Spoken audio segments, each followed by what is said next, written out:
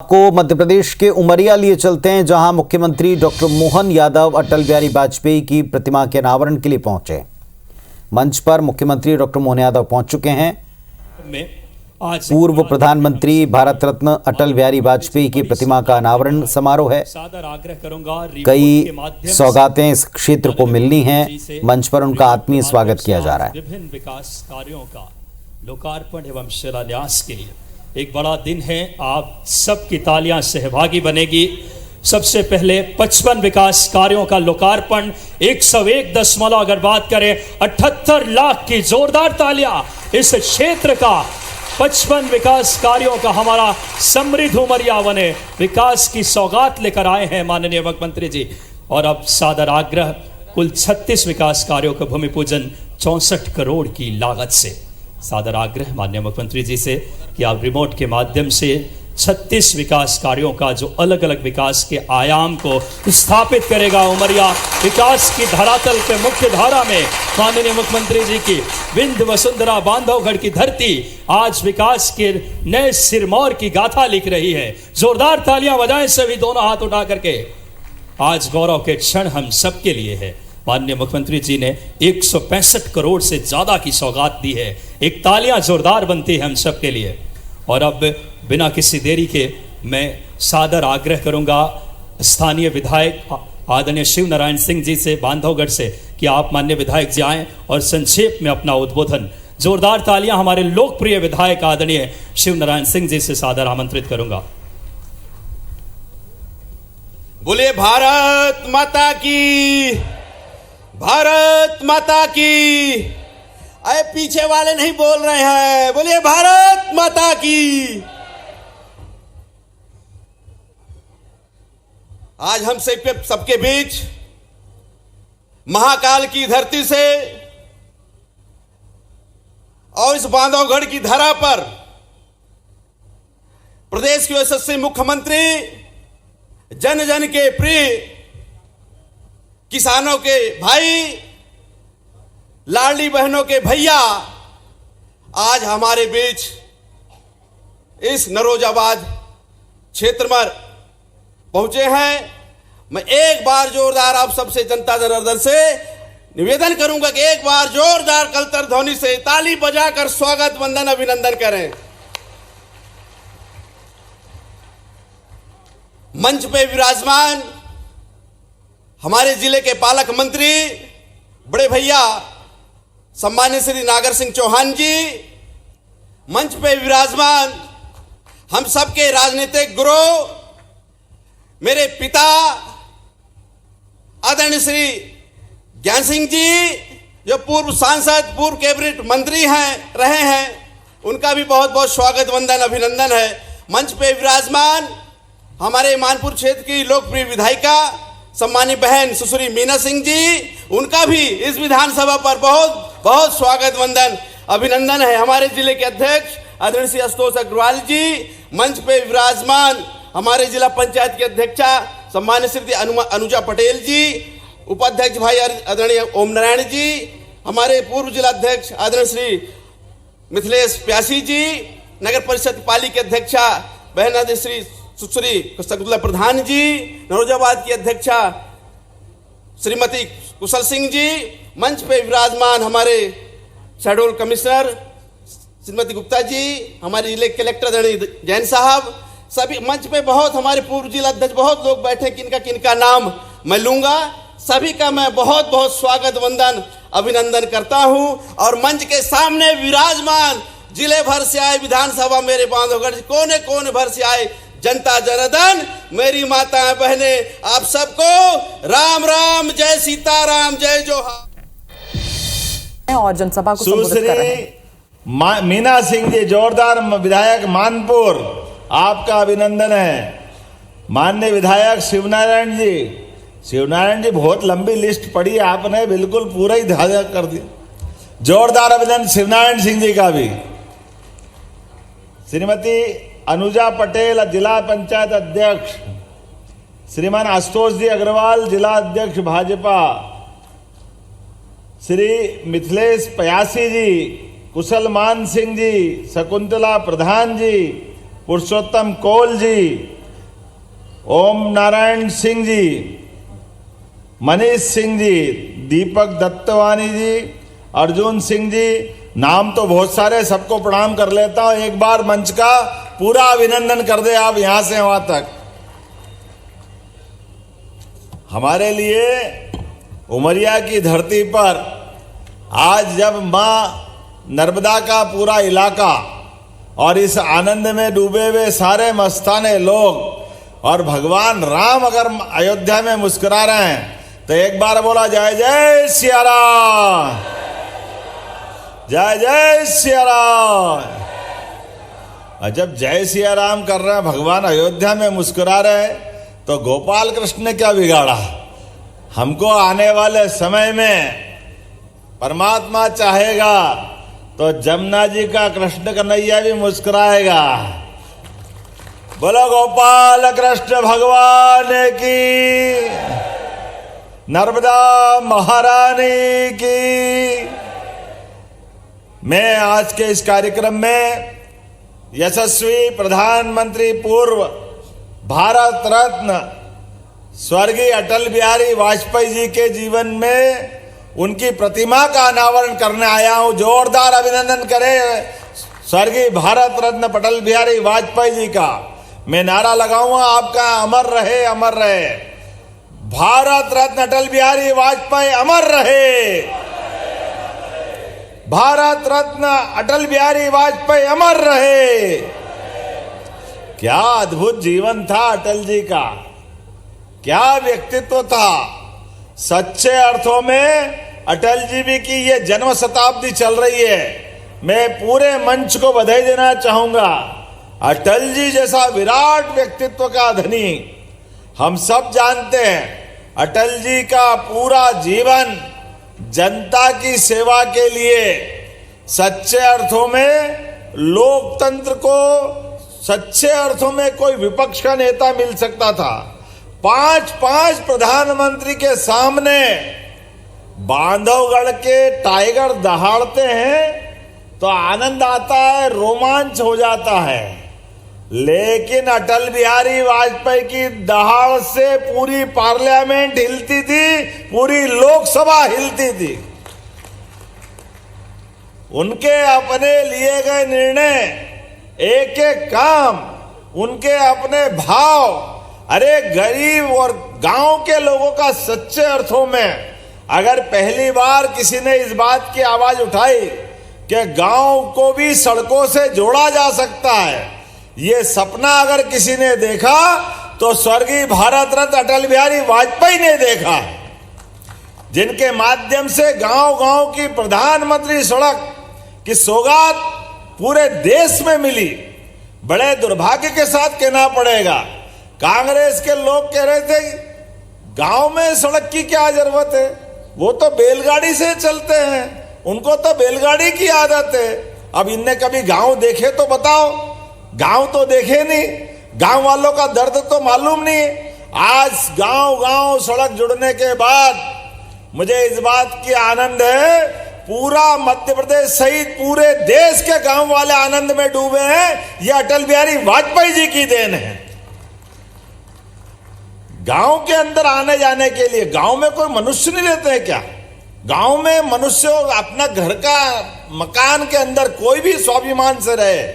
मुझे इस बात की प्रसन्नता है, आज के दौर में तो अब यशस्वी प्रधानमंत्री श्रीमान नरेंद्र मोदी जी का जोरदार अभिनंदन करो, नरेंद्र मोदी जी का। मैं एक और कारण से आपसे ताली बजवाऊंगा। माननीय नरेंद्र मोदी जी ने आह्वान किया है, अब 250 की आबादी के गांव के अंदर भी सड़क बनाई जाएगी। यह है हमारी सरकार और हमारी पार्टी की विचारधारा। गरीब से गरीब आदमी भी उसके जीवन का आने जाने का अधिकार, और केवल सड़क नहीं, सड़क से आगे भी आप में से जितने लोग बैठे हैं ध्यान से सुन लेना। जो शहर में उनका शहर में, और जो गांव में रहते हैं उनका गांव में, अगर आपका घर का पक्का मकान नहीं है, आपको ढूंढ ढूंढ के पक्का मकान दिया जाएगा। ये सर्वे प्रारंभ हो रहा है।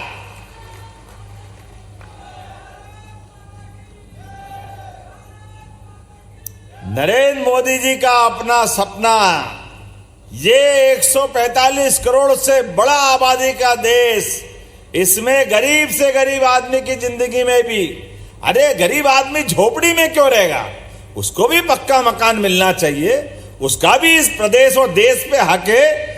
ये केवल नरेंद्र मोदी जी सोच सकते हैं, क्योंकि ये मन का भाव होना चाहिए।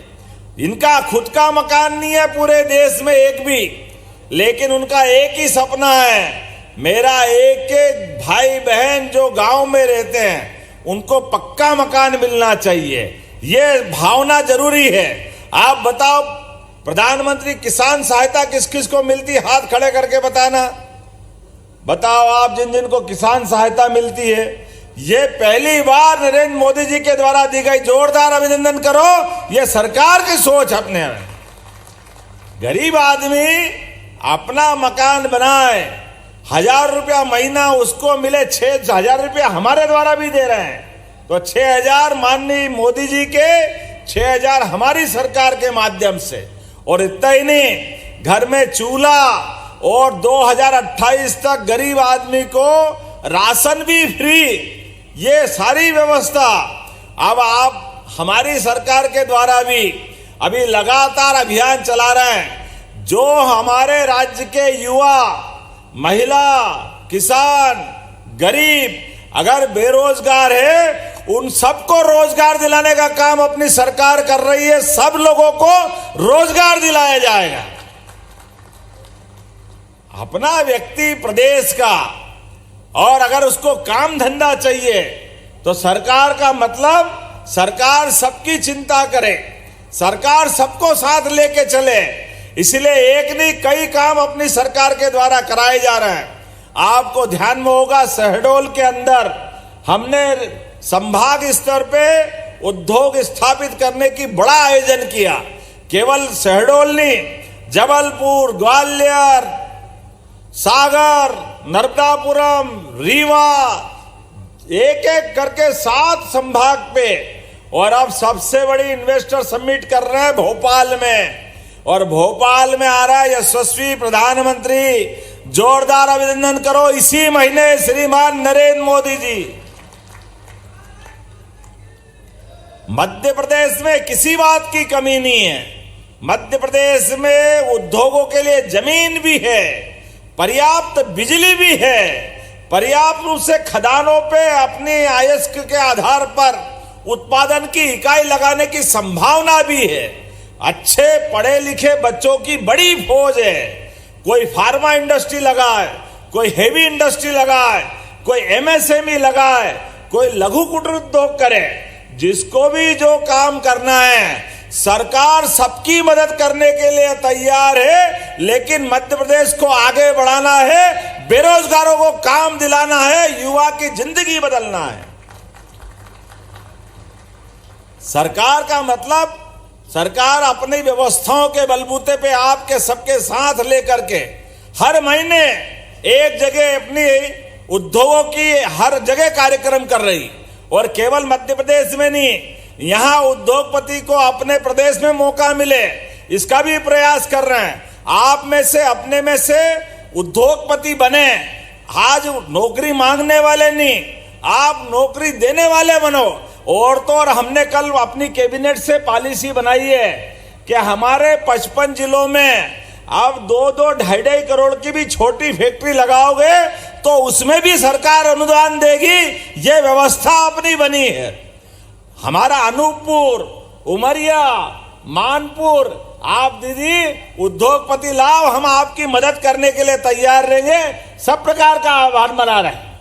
हमारे यहाँ कोदो कुटकी, ये जो अपना मोटा अनाज है, 1000 रुपया कुंटल का उसका अलग से बोनस चालू किया था।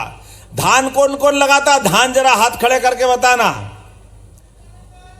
आप आपको 2000 रुपया हेक्टर सरकार के द्वारा डाला जा रहा है। कोई किसान बचने वाला नहीं है, सारे किसानों को इसी महीने, ये सरकार की जीवान है, अपने माध्यम से।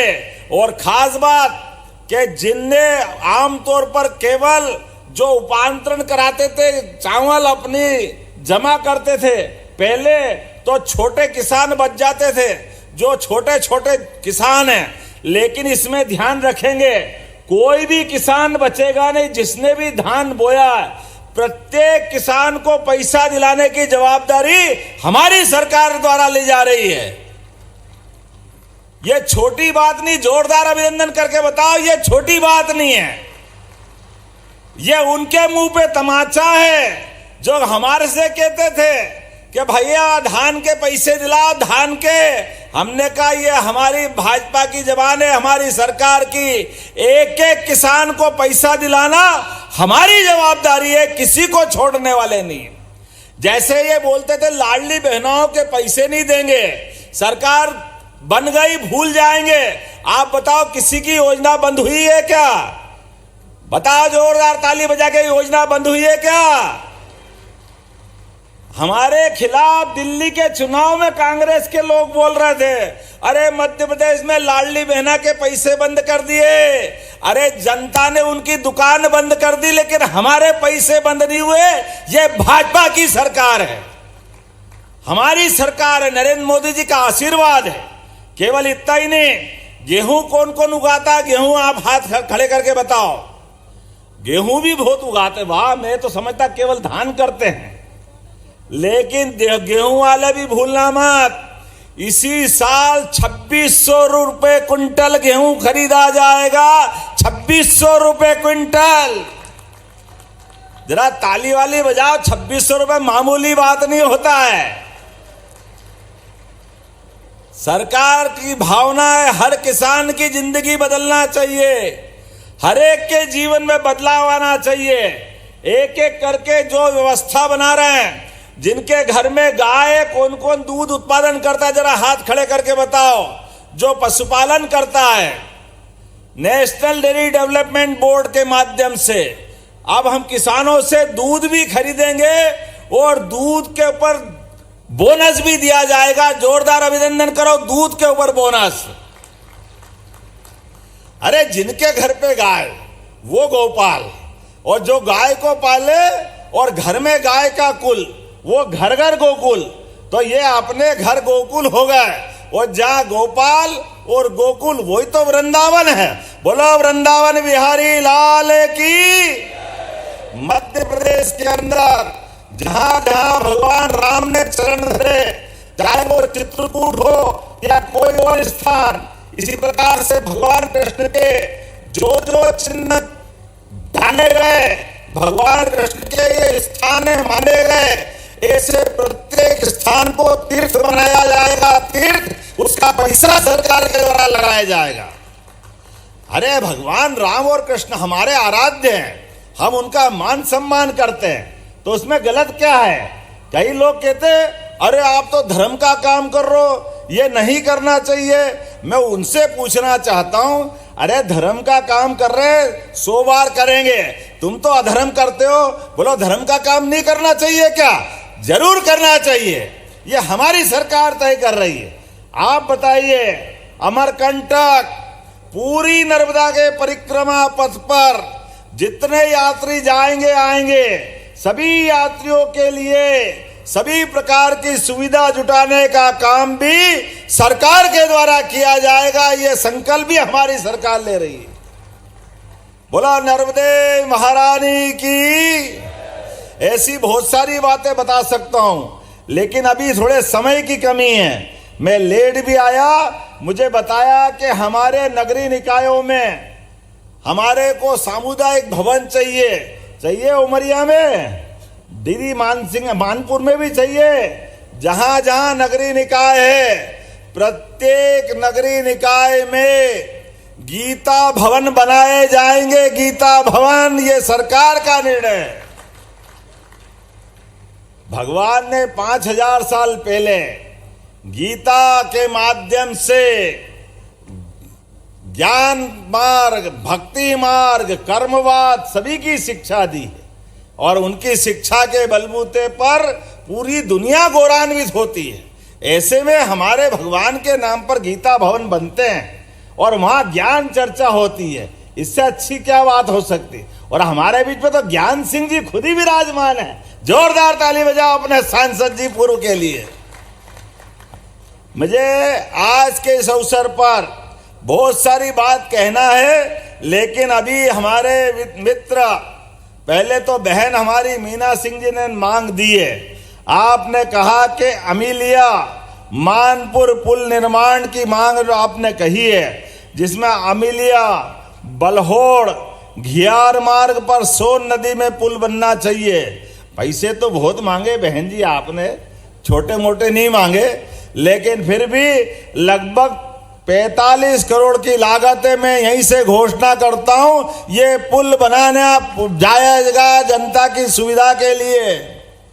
ताली एक तरफ से बज रही, उधर वाले थोड़ा आलस कर रहे हैं। अरे कहीं भी बनेगा, अपना ही ये बनेगा, जोरदार अभिनंदन करें। दूसरा भी पुल मांगा आपने, बिजोरी मानपुर पुल, बिजोरी भमरहा निगाई जयसिंह नगर मार्ग पर सोन नदी पर फिर पुल मांगा है और लगभग 32 करोड़ की लागत से ये पुल बनाने की घोषणा करता हूं। जोरदार अभिनंदन करो, मीना जी को बधाई देता हूं। इस अवसर पर आपने कॉलेज कहा, कॉलेज में भवन चाहिए, जमीन नहीं मिल रही, जमीन दे दो दीदी, कॉलेज का भवन बनाने की यहीं से घोषणा करता हूं हमारे युवाओं के लिए। अरे युवा बच्चे कॉलेज में पढ़ेंगे और भवन मिलेगा तो प्रदेश आगे बढ़ेगा। युवाओं के लिए तो जो बनेगा वो जरूर करेंगे, आप चिंता मत करो। जो जो आप चाहोगे धीरे धीरे मिलता जाएगा। अभी तो 1 ही साल हुआ है, 4 साल बाकी है। अगली बार भी बुलाओगे कि नहीं बुलाओगे? तो जरा जोर से ताली बजा के बताओ। मीना सिंह जी दीदी आपको धन्यवाद। आप अपना अगला कार्यक्रम आपके इधर होगा, बाकी बातें वहां होगी। जब शिवनारायण जी के क्षेत्र में आया हूं और यहां आप बात कर रहे हो, तो आपने कहा ग्राम पौड़ी में विद्युत ताप परियोजना की 600 मेगावाट की इकाई बनाई जाए। बिल्कुल बनाई जाएगी। 600 मेगावाट की कम नहीं होती है। ये पूरा क्षेत्र बदलेगा, विकास का नया कीर्तिमान बनेगा। ताली बजाओ तो ऐसी बजाओ, मजे आ रहा है, जरा आना सार्थक हो जाए। इसके साथ साथ आपने कहा बांधवगढ़ में टाइगर रिजर्व के बाहर जू बनाया जाए। रेस्क्यू के सेंटर के आधार पर कई प्रकार के जानवर बीमार हो जाते, भोपाल भेजते, जाना कहां भेजते हैं। निश्चित रूप से यहां पर जू बनाया जाएगा। भविष्य की दृष्टि से पर्यटन का केंद्र बने, लोगों को रोजगार मिले। जो बाहर के पर्यटक आए उनको देखने के लिए जंगल में नहीं मिले तो आपके पास वहां जानवर मिले। इसमें अच्छी बात है, गलत क्या बात है? सरकार का मन बड़ा है, सरकार चाहती है अपने सब लोगों को आगे बढ़ाना। ऐसे उमरिया, अनूपपुर, ये जो क्षेत्र है इनसे तो ज्यादा ही लगाव है। ये तो आनंद की नगरी है। भोले भंडारी लोग अपने बीच में, ऐसा लगता है हमने भगवान रामकृष्ण को नहीं देखा, लेकिन आप लोगों को देखूं तो आनंद आ जाता। आप सबको प्रणाम करता हूं, इतना अच्छा क्षेत्र है। अपने मन के भाव को प्रकट करते हुए इतने